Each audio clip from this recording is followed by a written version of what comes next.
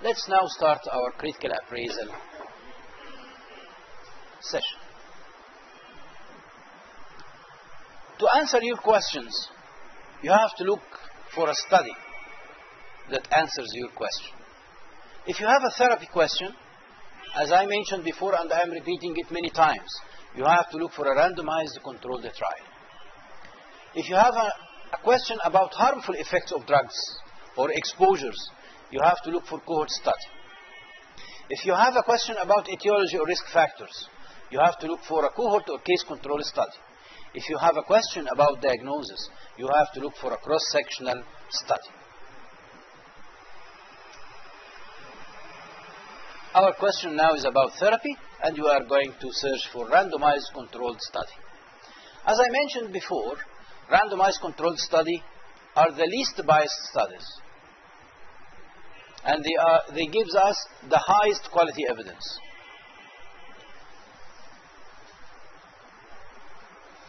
And this due to four main facts. The high quality evidence they generate because of randomization, because of blinding, because of something known as allocation concealment and intention to treat analysis. We have discussed together randomization and the blinding, and we have to discuss now what is allocation concealment and what is the intention to treat analysis. We have seen this slide before. This is the anatomy of a randomized controlled study. The participants who fit in the inclusion and do not have any of the exclusion criteria are randomly assigned or randomly distributed into groups. One of the groups is known as experimental group and the other is known as the control group.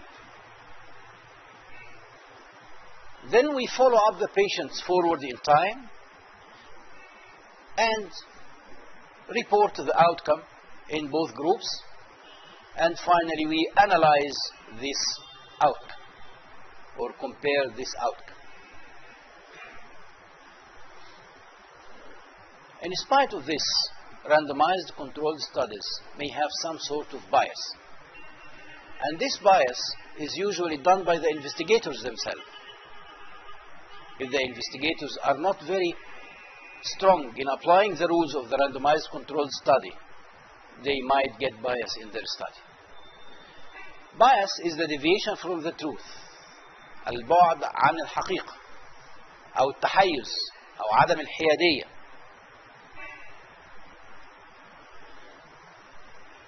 Let me say it in a simpler form. If you have a target and there is a point in the target, and you have to target your dart to this point, and it gets out of the point by 1 centimeter. This 1 centimeter is the magnitude of bias. And if you get it outside the dart more than 15 centimeters outside or away from the point, this is the magnitude of the bias you got. So wherever you get away from the central point or from the truth, you get more and more bias. Okay? In scientific research, bias can be defined as any factor that tends to deviate the results or the conclusions of a study away from the truth. Why we do a study on a new drug? To know its proper effect. Okay? We don't know this proper effect, but we have to estimate this effect through research. Always there is difference between the estimate that you get from the research and the true unknown effect. The randomized controlled study, by its design, gives you the nearest estimate to the truth. So it gets you very near to the midpoint in the dartboard. And that's why we say that this is the best design for therapy questions and for assessing new drugs, because it gives you an estimate that is very near to the real estimate or to the real number in the population. This deviation away from the truth can lead to either underestimation or exaggeration of the effect of an intervention.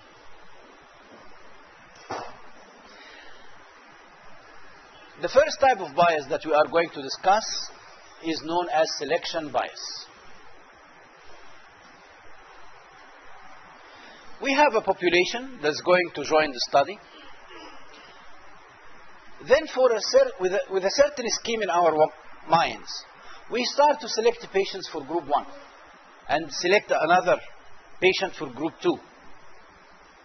This selection will lead to unmatched groups. The groups will have differences in their basic characteristics. As we have seen in the research methodology session, you may find more obese women in a group than the other. You may find more smokers in a group than the other. You may find more hypertensives in a group than the other. So selection definitely will lead to bias. Selection bias is the improper assignment to groups, as when mild cases are assigned to one group and severe cases to the other group, for example. So, to prevent selection bias, you have to do randomization, as we said before. But the investigators can interfere with the randomization scheme. They can change it. If you give them numbers, and then you said, if the patient got this number, assign him to group 1. If the patient got this number, assign him to group 2. So he can change the numbers easily and interfere with the proper assignment and the proper randomization. So we have to keep him unaware of the randomization scheme. What are the numbers that lead to group 1? What are the numbers that lead to group 2? We have to keep him unaware of this.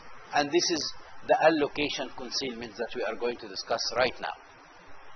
So the first is to do randomization for the patients. The second important thing is to protect this randomization. And how to protect this randomization? By the allocation concealment. The one who does the randomization doesn't know whether this patient is going to be allocated in group 1 or 2. So he will not change it. If he doesn't know whether this randomization scheme leads to group 1 or group 2, he will not change it. If he knows, he might change it. But how to hide or conceal this randomization sequence? So allocation concealment is defined as concealing or hiding the allocation sequence from those who perform the randomization. Suppose that you are the one who performs the randomization, and then you got an envelope, you opened the envelope, and you found a number, 4,823. What does this mean? Does it mean that this patient have to go to group 1 or group 2? You don't know. This is allocation concealment. Okay? This is allocation concealment. We hide the allocation scheme or sequence from you. So you are not interested to change it, because simply you don't know. So it prevents researchers from directing certain participants to a given group or performing what is known as selection bias. It prevents this selection bias. You have to call a third party. You might write down the name of the patient and the number and give him this number. This patient will take this number and go to the pharmacy. And in the pharmacy, they are going to give him the specific treatment for his group. They have the allocation sequence and the deciphering of the code. Okay? Or sometimes even we do it better. It's blind. So in the pharmacy, they will find a drug container with the same number. They will just give it to the patient. And the pharmacist doesn't know what is inside. The patient doesn't know what is inside. Is it the control treatment or the active treatment? Okay? And then after we finish the study and we report all the variables, we have a big paper with all the codes written in. And then we say that this patient was in group 1, that patient was in group 2. So we keep everything blind till the end of the randomized controlled study. This will achieve neutrality, proper reporting of the remarks of the patients without introduction of any bias. But you have to detect the difference between the allocation concealment and the blinding. Allocation concealment is to keep the one who performed the randomization blind about the randomization sequence. Okay? After allocating the patient to groups, if it is an open randomized controlled study, you can know whether he is in group 1 or group 2. But at the point of randomization, you are unaware about the randomization sequence. Blinding will keep you blind about the group and the nature of the treatment till the end of the study. You got the difference? Sometimes we cannot do blinding. Suppose that we are comparing medical treatment with surgical intervention. How to do blinding? It is impossible. The patient who receives the medical treatment knows that he is on medical treatment. The patient that receives surgery knows that he has been operated upon. The researchers will know. But you can do what is known allocation concealment. Whether this patient is going to surgery or to medical treatment, you don't know at the moment of randomization. You just give him the code, write his name, and leave him away. Then after that, the patient will know that he is allocated to group 1 medical treatment or group 2 surgical treatment, and you will know the result of this allocation. This is allocation concealment. Only the randomization sequence. But blinding, you are unaware of the nature of the procedure performed or the nature of the drug taken till the end of the study. Okay? These are the numbers. We cut them and put them on envelopes. You just draw an envelope for the patient, write the patient name and the number, and give her this information, and you leave her. Here you have one of two things. Either the patient goes to the pharmacy and gets the drug containers, or you have the drug containers yourself, coded with the numbers. You give her the same container with the same number, and you are unaware about what's present inside. Or you can call a third party, someone who has been assigned for this job. I have a patient, her name is Mona Mohammed Khalil. The number, the code number is 35,871. Then he will tell you, prescribe to her the treatment of group 1. So here you don't interfere in the randomization, okay, by the use of pharmacy or a third party that has the randomization scheme or randomization sequence. This also highlights the importance of randomization, how much it is important, so that we even protect it from being altered. The second type of bias that might go to the randomized controlled study is known as ascertainment bias, or the investigators and participants bias. As I mentioned before, the participants in the study know the nature of the drug, and he is on placebo. So, and he knows that he is taking no medication. So he tends to report negatively. And the other one, who is on the active drug, tends to report positively. This will lead to bias, known as the participant's bias. The investigator himself, this man is receiving a tablet of starch, a placebo, and he reported severe vomiting and diarrhea. Should I write down this as a side effect to the placebo? No, it is not a side effect of a placebo. So I am not keen to write it down. And this is known as investigator's bias. What would prevent this investigators and participants bias? Blinding. So this bias is when the results of a trial are distorted by the knowledge of which intervention each participant is receiving. So double blinding, both the investigators and the participants, is important to prevent ascertainment bias.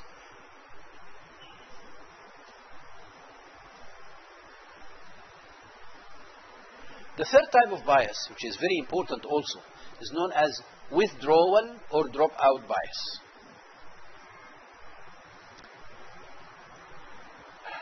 Some of the participants in the study may drop out or withdraw before the end of the study, leading to missing or incomplete data.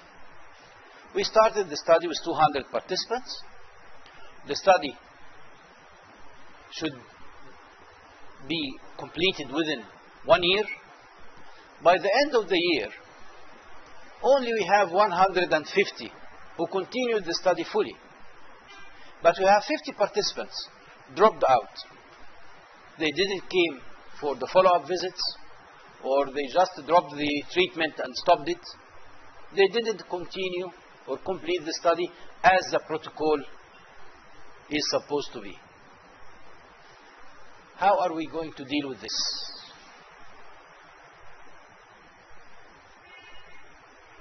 This is a problem, yes. We face it in randomized controlled studies or in any study. There are two ways to deal with it. The easiest and simplest for the authors or the investigators, and the thing that gives the best results, is to disregard those dropouts. So we used to say, we started the study with 200 participants, and only 150 completed the study. Out of this 150, 150 got cured. So this drug gives 100% result. While it is usually the scenario goes like this. The one who lost hope in getting better stopped the drug. The one who developed severe side effects stopped the drug and didn't continue the study. Even sometimes someone dies due to the disease or the drug, and he doesn't continue the study. So we give a high favor for the pharmaceutical companies if we use this, which is known as per protocol analysis. Those who completed the study according to the protocol are the ones who only analyzed. But we are usually tough with new drugs. So we do what is known as the intention to treat analysis. All the dropouts are considered failures. So here we say that out of 200 patients, 150 got cured. So the success rate is 75%. Okay? In the first instance, we are doing a favor to the drug. In the second instance, sometimes we are underestimating the drug. But what is better for you? To use a drug thinking that it treats 100%, and actually it doesn't, and it only treats 75%? Or using a drug, and you know that the best result was 75% for this drug, and astonishingly, it treats 100%. We usually come to the patient side. So giving him a drug, thinking that it will work, while it is not the optimum scenario for the patient. But giving him a drug, thinking that it will cure him to a certain extent, and then the drug performs better, is very good for us and for our patients. So we use what is known as the intention to treat analysis to prevent this withdrawal or dropout bias. As I said, people who develop side effects or lose hope in treatment tend to drop out. Their exclusion from the analysis leads to exaggeration of the benefit and underestimation of the harm of any new drug. And this type of bias, the withdrawal or dropout bias, can be prevented by the intention to treat analysis. The intention to treat analysis, let me summarize it in very two simple words. The first is, once randomized, always analyzed. Once randomized, always analyzed. This patient has been randomized into one of two groups. So you have to analyze the result of this patient. And if you don't have a tight result, put him in the failure group. Okay? Another problem that we might face. We have two groups. We have some people in group 1 receiving the treatment for group 1. Then they find that their colleagues in group 2 are doing better. They stop this drug and start taking the other drug. How are you going to analyze this?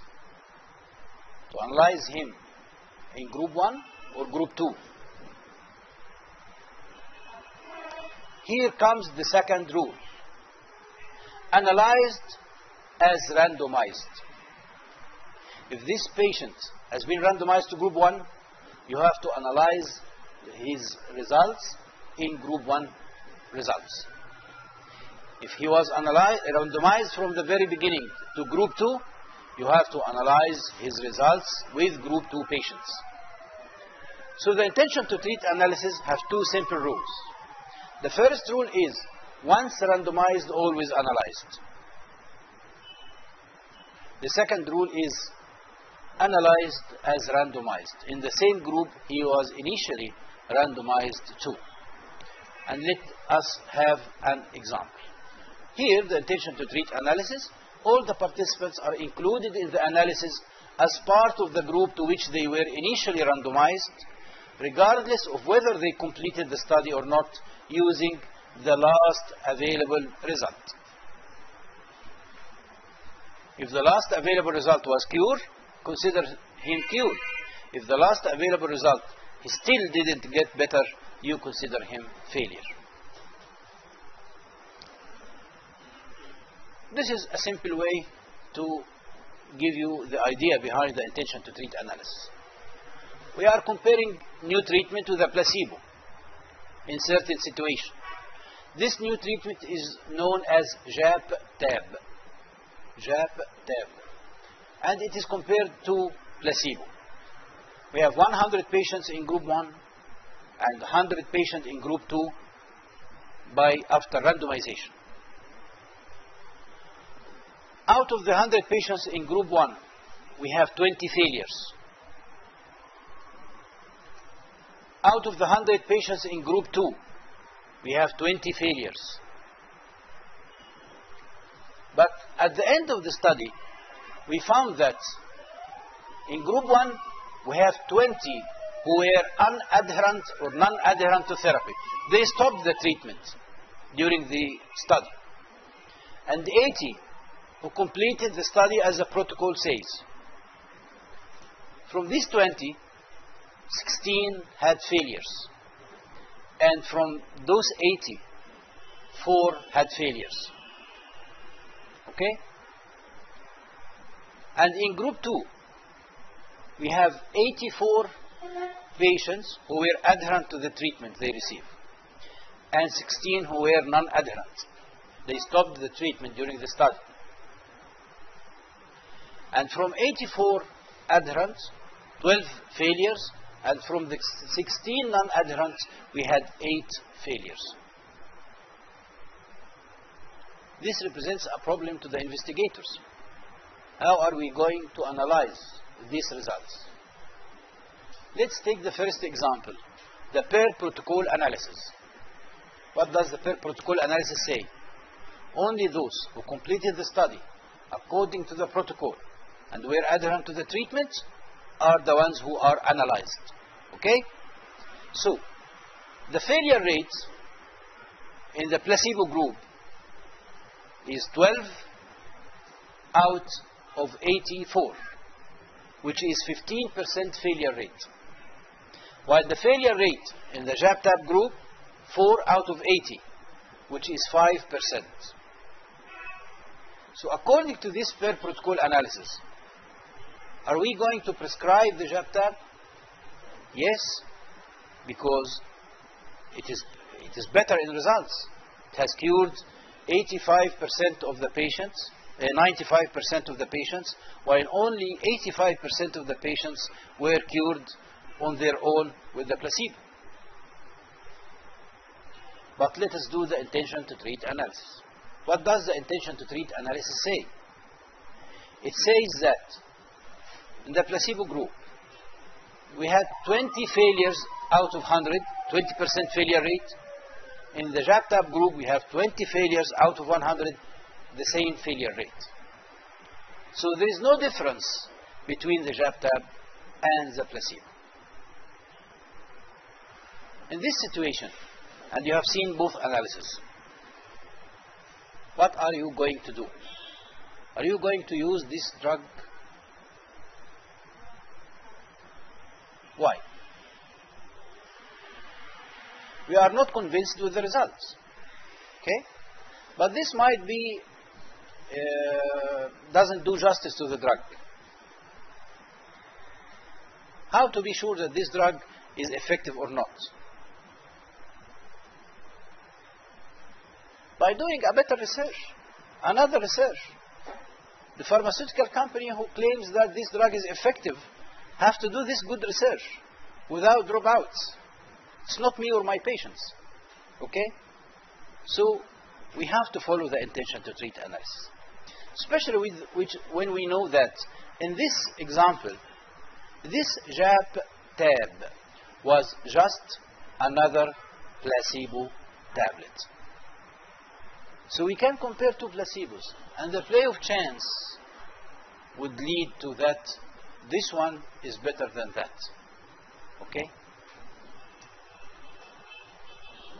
We have another example here.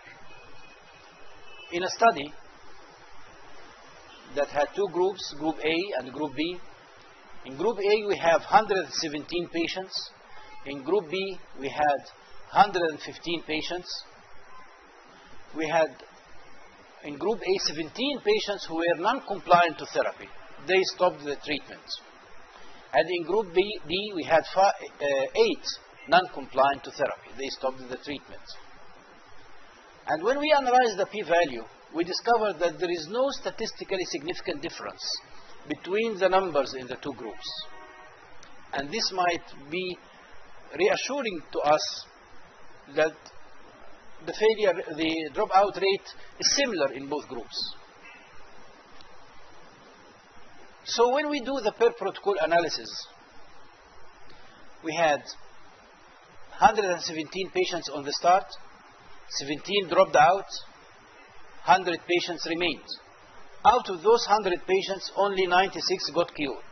So we have a cure rate of 96%. In Group B, we started with 115, 8 dropped out, we ended with 107. Out of those 107, 82 patients got cured, so we have a cure rate of 77%. And look at the p-value. It is very highly statistically significant. It is 0.0001. I need one of you to tell me, what does it mean, 0.0001? What does it mean?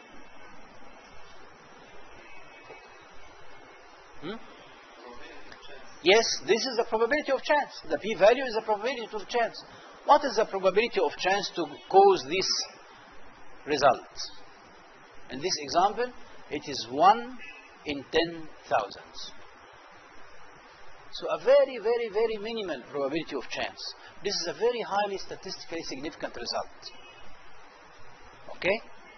But let's work out with the intention to treat analysis. And let's say that we have 96 patients who got cured out of 117. And 82 patients in the other group who got cured out of 115. So we have a cure rate of 82% in Group 1 and 71% in Group B. And let's look at the p-value. The p-value now is 0.07, statistically non-significant. There is no difference in the treatment effect between Group A and the Group B patients. So this is how we can be fooled by the literature. By publishing only the per protocol analysis and disregarding all the dropouts of the study. If a study has a lot of dropouts, this means that this study was poorly conducted and we shouldn't rely on it. And if we want to take the results of this study Let's do the intention to treat analysis and see what is going to happen. If the intention to treat analysis proved that still treatment A is better than treatment D, okay, I'm going to use treatment A. But if the intention to treat analysis changes the results, I do not trust the result of this study anymore. Okay? Did you get the idea behind the intention to treat analysis? So the third type of bias is known as the dropout bias, and to work around this type of bias we have to do the intention to treat analysis.